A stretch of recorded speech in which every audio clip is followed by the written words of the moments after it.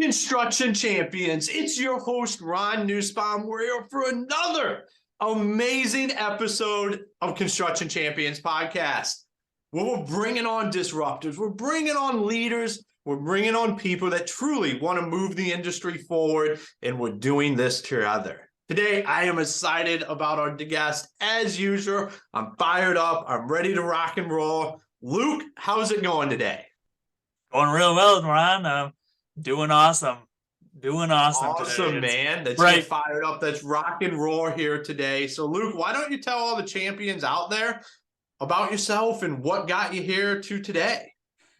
All right. So I'm an accountant in the construction industry, providing accounting services such as tax, payroll, bookkeeping to home builders, contractors, construction companies, to help them just take their books and do their financial management for them, so that they don't have to worry about that kind of stuff. And I have a master's degree in accounting, and been working in the accounting field for the last 10 years with a local company here in Michigan, doing accounting and payroll for them.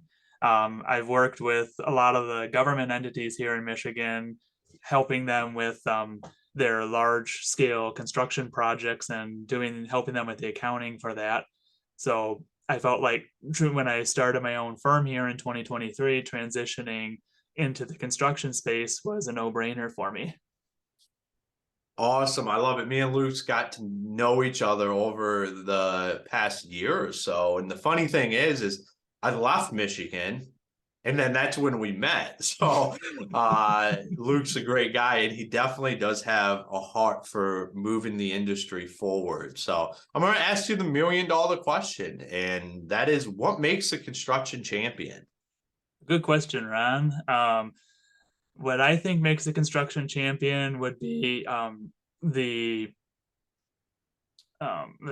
be having your financials on point, knowing your numbers. As I've seen a lot of posts on social media about knowing your numbers in the construction industry, like it is vital that you know your job cost numbers, your payroll numbers, your labor, and everything related to those projects, because as once you get like a project that is not profitable, that can bring down your entire organization really, really quickly. I've seen it happen a couple of times before with some prior clients, and it's not pretty. No, it's not at all. And all too often we hear, got to know your numbers, got to know your numbers, got to know your numbers. And the horror stories that goes with that. And I guess a question that I have is, like, how do we make this easy? Like, we hear it all so often, so it's definitely a problem within the industry. I think it's a problem in business in general, not just with construction, but how do we make this easy so people can understand their numbers? Well, I think a lot of it comes down to the type of software you use. If you're using a general accounting package like QuickBooks, for example, it doesn't necessarily always give you the reports that you're looking for. So if you're a larger construction organization, I have some contacts with a couple other accounting solution providers that are specific to the construction industry, that do a really great job at providing you the data that you need, and tracking the right things, because you can use QuickBooks, and for a smaller contractor, that's a great tool to use. It does job costing and it tracks those costs right to the job. But as you get bigger into the $3 to $5 to $6 million mark, you really want to start looking for something more construction specific, even though it may not necessarily integrate with like the CRM that you're using or other things like that. Those are minor compared to the amount of financial information that you get from a software package that is specifically designed for the construction industry. That's interesting, because I know a lot of guys, I hear a lot of times, and just I try to stay as in tune as I possibly can. And guys are looking for accounting softwares, and a lot of guys are using QuickBooks. I think that's the initial easy one to use. I've used QuickBooks before. I think it has its pluses and negatives. I don't, for me, I'm a non-technical guy, so it can be confusing sometimes. So I think when we build stuff that's intuitive for the industry that allows us to just easily do things. So when we talk about the numbers, what are those key numbers that you see that guys don't have set up, and how do we start getting that stuff set up if we're not running any software? So one of the biggest numbers is the margin percentage on each job, which indicates your profitability and the amount of money that you're making above and beyond what the job is costing you. So having those margins up at upwards of like 50%, 30, 40, 50% is imperative to keeping your financial health, because you want the top talent, you want the top equipment, all the fun toys and construction, and those come at a cost. And like if you're running only 10 or 15% profit margins on each of your jobs, then you're going to have a hard time, with getting those things, and building your company to be secure, especially as we're coming up on a recession here in the United States. um, I have a couple Excel templates that I've put together that really track job costing at a different level than what QuickBooks does. And it focuses on the profit margin for each of your jobs. So it's like you put the costs in on a monthly basis, and you can see, or even on a weekly basis, and you can see in real time how your profit margin is fluctuating based on the cost, if you have a cost overrun or things like that happening on the job. So when you're talking about job costing, and this is just for clarity on myself, and we talk about having 30 to 50% margins there, we're talking about before you add in any of the overhead or anything that has to do with the business running. And that's why having highly profitable jobs matter so much. Is that correct? That would be correct. Yep. The spreadsheets that I have for job tracking actually do include some of those overhead costs, or the overhead costs in the job costing, because things like insurance, labor, workers' comp insurance, all of those things are actually considered direct costs of your construction job. So a lot of people think it's overhead, but it's really applied to each individual job. And some of that can be spread across all of your jobs at a certain spread percentage, if it's like an annual insurance bill or something like that. But everything, all of those should be in your cost of goods sold and in your job costing areas. So what are the main things that you see that guys don't consider when they're looking at, because like what you were just saying about breaking that stuff down per job instead of just having just overhead number on what does that look like? What are some of the mistakes that you see? What are the stuff that we can fix today if we went and started looking at our job costing, if we're doing job costing? Yep, absolutely. So I think one of the biggest things that I've seen has been not including the labor costs in a job, and which a lot of times the general contractors will subcontract out work, so their labor costs aren't necessarily labor of the subcontractor that they're including, but it's the labor of the office staff, the labor of the foreman or the site manager, that's on there, that gets included in the general contractor's job cost. But for like the electrician coming in to do the wiring of your new house, like they're recording the actual hourly wage rates, for each employee on each job. And a lot of times what they'll do is just have one wage rate for the employee across all the jobs, regardless of if this employee may be working as a foreman for part of the day or working as a regular employee for part of the day. They really need to have different wage rates, so they're not billing out the wage of the actual employee. So if they're paying somebody like $25 an hour to run wire in the house, they're billing them out at $30 or $40 an hour instead of that 25. And that's where I see a lot of, in the labor category, that's where I see a lot of mistakes happening, is people are billing out using the wage rate instead of a billable rate. And so that fascinates me there, because I think you're really talking about breaking down how we do job costing from a perspective of a lot, like when you talk office staff, a lot of times that salary, all of that rolls into, hey, this is our nut. This is the overhead that we run. You're talking about breaking that down and building more of it into the jobs when it comes to those salaried employees per job and how that's being used. Is that correct? Am I taking that the right way there? Yep. So like the salary engineer who may do like only 10 minutes of work on a job still needs to have that labor tracked in that job, because otherwise you're getting invalid cost data.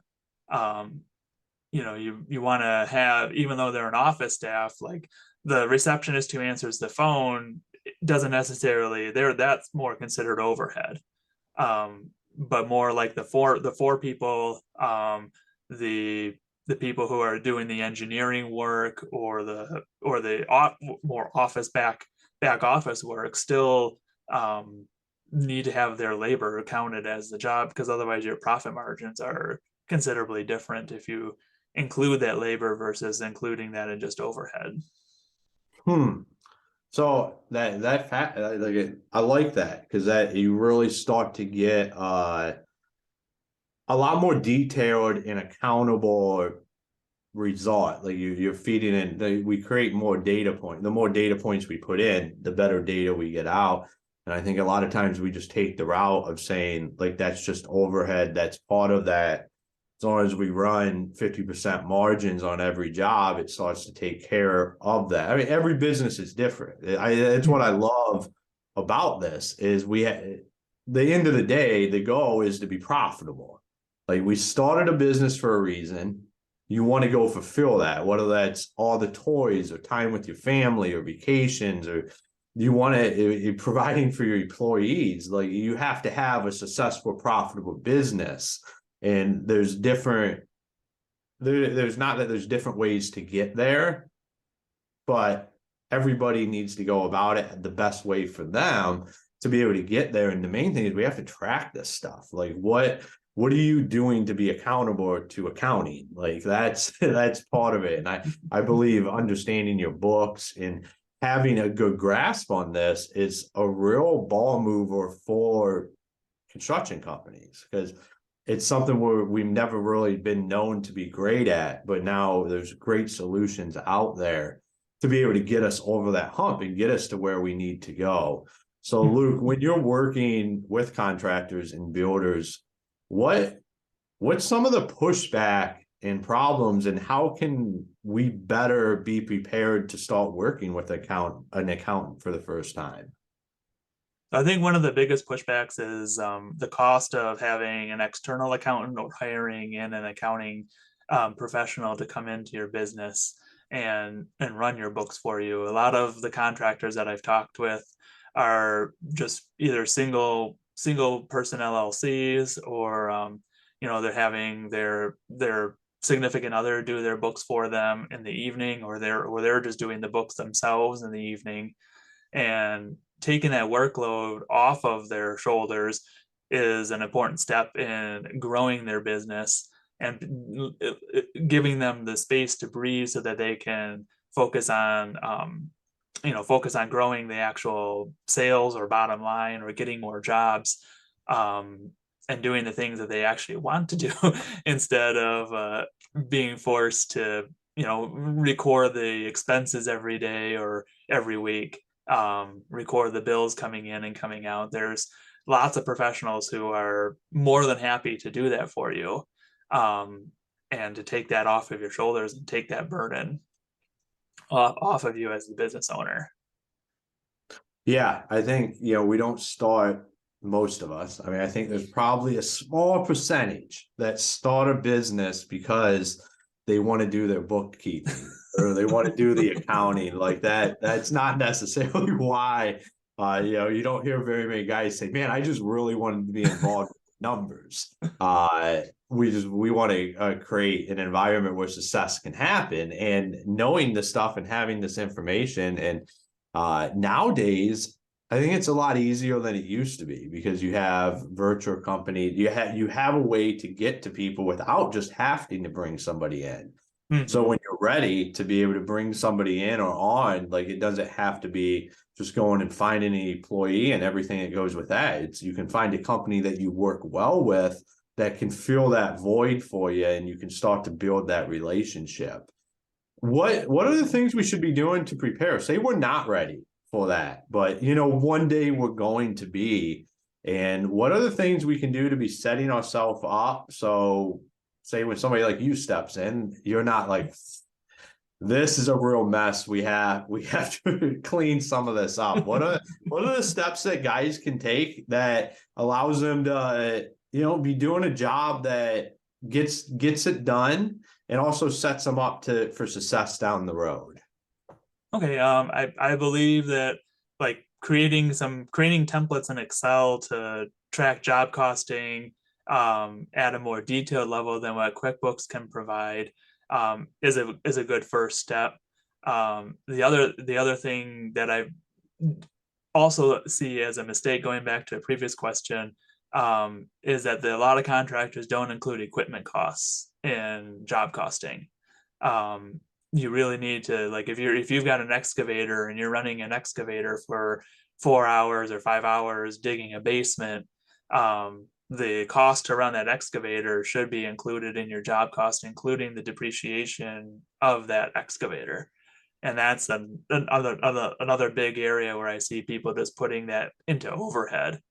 But going back to your question here, I would also say setting up your chart of accounts for the right type of business that you're running. So including those cost of goods sold, including things like your job costs, your maybe inventory costs if you have inventory, labor costs, and all of that should go above the overhead expenses line in the income statement, so that it gives you a general sense of, like, okay, how much profit am I making before my overhead? If you just mix all those into a single expense area, you lose that data point to say, hey, I'm negative in my gross profit, but I've still got $50,000 worth of other expenses to pay for in this period. So it gives you a more detailed or granulated overview of how your business is doing as a whole, separating out those job costs from, like, the selling, general, administrative, or the overhead costs.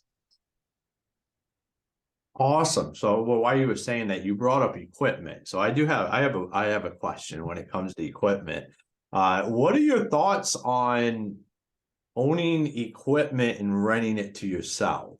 So say you have you hoard all the equipment in another company and then rent it to your business. And what from a bookkeeping perspective, what are your thoughts on that? Because I've heard this kicked around. I know guys that have done this, and you're an accountant. What do you think? So when I mentioned equipment and job cost, and that's exactly what I was referring to, was basically renting the equipment to the job. So Okay. the cost of the equipment on that job site. So going back to our excavator example, contractor A may own the excavator, but contractor A could also rent the excavator from Caterpillar, and Caterpillar charges them $250 an hour to rent this excavator. So what contractor A should be doing in their job costing is recording that excavator cost at $250 an hour, which is the market rate for renting that excavator as a job expense, even though they already own the excavator. So basically what that does is it increases the value of the job, and doesn't devalue your equipment on that job. I like that, because I think there's so many there's just nuances to how you put all this together and make it work. And it's not about making it work, it's about understanding it so it works. Like, if you don't understand how to job cost a job appropriately, problems happen. And it's something that kind of can compound. Like, it becomes a little bit of a problem to a big problem to, oh, well, how are we going to make payroll? And it all stemmed from not understanding job costing to begin with. And it's something we hear a lot within the industry is you can't just know your margins. You have to know what they are on every job to have a really good view. And then also, I think one of the great things that comes is you start to understand what work you're better at as a company and what work you should take on and what work you should not. Because you start to learn that the more you know the granular numbers for each job. Absolutely. Like, for example, if you're a general contractor who does drywall and insulation, and on every job the insulation always has a cost overrun because you're paying too much in labor, or you're just not as efficient as somebody who just does insulation for their business, and has maybe more equipment than you might, to be able to do the job faster. Like, that's going to significantly change your profit margin, if you drop that as something that you're doing in-house. Awesome, man. Great information. I know job costing isn't necessarily something people want to talk about, but something we need to talk about. And you did a great job today explaining and breaking down a lot of just the details that go into that, and pitfalls and stuff we should be looking out for as we continue to do that. So if any of the champions out there wanted to get a hold of you, or wanted, some further in detail explanations on how to do this, where would they find you, or what's the best way to do that? So you can get in touch with me on my website at www.greatlakesaccounting.com, or you can also shoot me an email to hello@greatlakesaccounting.com. Or if you want to pick up the phone and give me a call, you can call us at 888-454-2679. Awesome, Luke. It's been fantastic having you on the show today. Awesome. Well, thank you, Ron. I really appreciate the opportunity, and it's been awesome. Thank you. All right, construction champions, a whole episode about job costing. How excited are you guys? I'm sure you're thinking right now, man, there's a lot of different things that I could do differently with my job costing. Well, like I say on every episode, you got to look in the mirror, and then we got to take some action.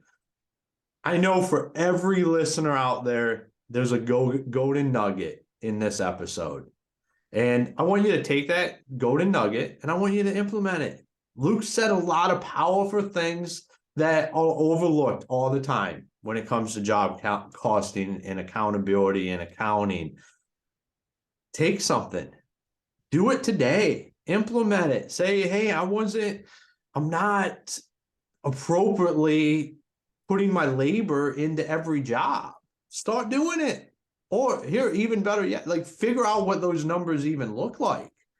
Like your overhead, what does it actually take? Say you have an engineer on staff. What does it actually take for that engineer to work on that project? Do you know that number and how that should look? So that's the stuff we can do today. We can take that action. We can go be the champions we were meant to be.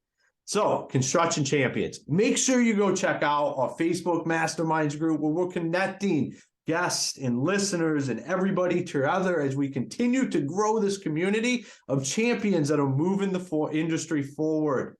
As well as check out our partners and sponsorships on our website. They help keep this show rocking and rolling and keep bringing you the fire content that we are. So, construction champions, until next time, be the champion you were meant to be.